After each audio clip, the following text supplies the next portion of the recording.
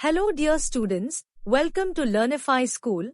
आज हम पढ़ने जा रहे हैं क्लास 2 की इंग्लिश टेक्स्ट बुक का यूनिट 4 चैप्टर 4 जिसका नाम है द स्मार्ट मंकी। यह कहानी दो दोस्तों अंजू और सरिता की है जो बाजार जाती हैं। वे एक समझदार बंदर से सफाई के बारे में एक महत्वपूर्ण सबक सीखती हैं। चलिए शुरू करते हैं और देखते हैं कहानी में क्या होता है। One day Anju and Farida went to the market. एक दिन अंजू और सरिता बाजार गईं। मार्केट का मतलब होता है बाजार। Anju bought a bag and Farida bought a water bottle. Anju ने एक बैग खरीदा और फरीदा ने एक पानी की बोतल खरीदी। Bought का मतलब होता है खरीदा। Later, they went to a shop and bought a packet of groundnuts and a bottle of juice. बाद में वे एक दुकान पर गए और एक पैकेट मूंगफली और एक बोतल जूस खरीदा। शॉप का मतलब होता है दुकान। ग्राउंडनट्स का मतलब होता है मूंगफली। They felt tired. वे थक गए। फेल्ट का मतलब होता है महसूस किया। टायर्ड का मतलब होता है थका हुआ। They sat on a bench under a tree to rest. वे एक पेड़ के नीचे बेंच पर बैठ गए आराम करने के लिए। रेस्ट का मतलब होता है आराम।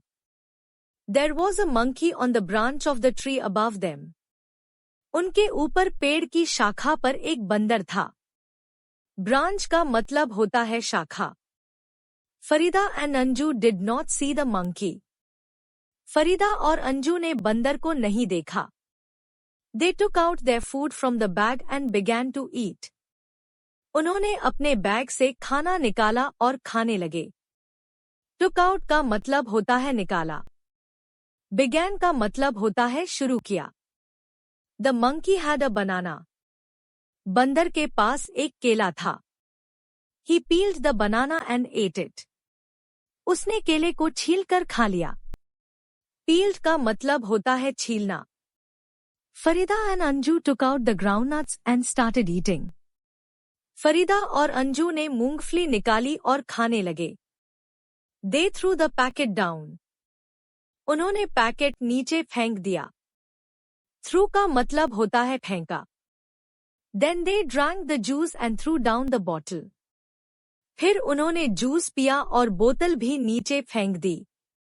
Drank का मतलब होता है पिया। Just then, the monkey climbed down the tree with the banana peel. तभी बंदर केले के छिलके के साथ पेड़ से नीचे उतर आया। Climb down का मतलब होता है नीचे उतरा। Peel का मतलब होता है छिलका। There was a dustbin nearby. वहाँ पास में एक कूड़ेदान था। Dustbin का मतलब होता है कूड़ेदान। Nearby का मतलब होता है पास में।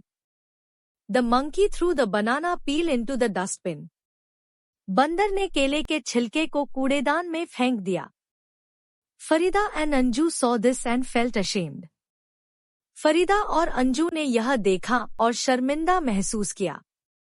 Saw का मतलब होता है देखा। Ashamed का मतलब होता है शर्मिंदा। They picked up the packet and the empty bottle and threw them into the dustbin. उन्होंने पैकेट और खाली बोतल उठाई और उन्हें कूड़ेदान में फेंक दिया। पिक्ड अप का मतलब होता है उठाया। एम्प्टी का मतलब होता है खाली। सो किड्स, इस कहानी द स्मार्ट मंकी में अंजू और फरीदा बाजार जाती हैं और कुछ चीजें खरीदती हैं। वे थक जाती हैं और आराम करने के लिए पेड़ के नीचे बैठ जाती हैं। वे अपने नाश्ते खाते हैं और रैपर जमीन पर फेंक देती हैं। पेड़ पर बैठा बंदर उन्हें एक सबक सिखाता है, केले के छिलके को कूड़ेदान में डालकर। इसे देखकर अंजू और सरिता शर्मिंदा महसूस करती हैं और अपने कचरे को कूड़ेदान में डाल देती हैं। यह कहानी हमें अपने आसपास की सफाई बनाए रखने का महत्व सिखाती है। अब हम कुछ साइट वर्ड्स और न्यू वर्ड्स सीखेंगे। Sight words. THEN then का मतलब होता है फिर। DOWN डाउन का मतलब होता है नीचे। ON on का मतलब होता है पर। AND and का मतलब होता है और। WIT with का मतलब होता है साथ। INN in का मतलब होता है में। THEM them का मतलब होता है उन्हें। UNDER under का मतलब होता है नीचे। NEARBY nearby का मतलब होता है पास में। New words. SHOPPING शॉपिंग का मतलब होता है खरीदारी। GROUNDNUTS ग्राउंडनट्स का मतलब होता है मूंगफली। BRANCH ब्रांच का मतलब होता है शाखा। PEEL पील का मतलब होता है छिलका। DUSTBIN डस्टबिन का मतलब होता है कूड़ेदान। THREW थ्रू का मतलब होता है फेंका। EMPTY एम्प्टी का मतलब होता है खाली। Great job kids. अब हमने चैप्टर को अच्छे से समझ लिया है। इस चैप्टर के एक्सरसाइज MCQ और रिवीजन वीडियो की लिंक आपको डिस्क्रिप्शन में मिल जाएगी। I hope you enjoyed this lesson and keep your surroundings neat and clean. Keep practicing and see you in the next class. Bye.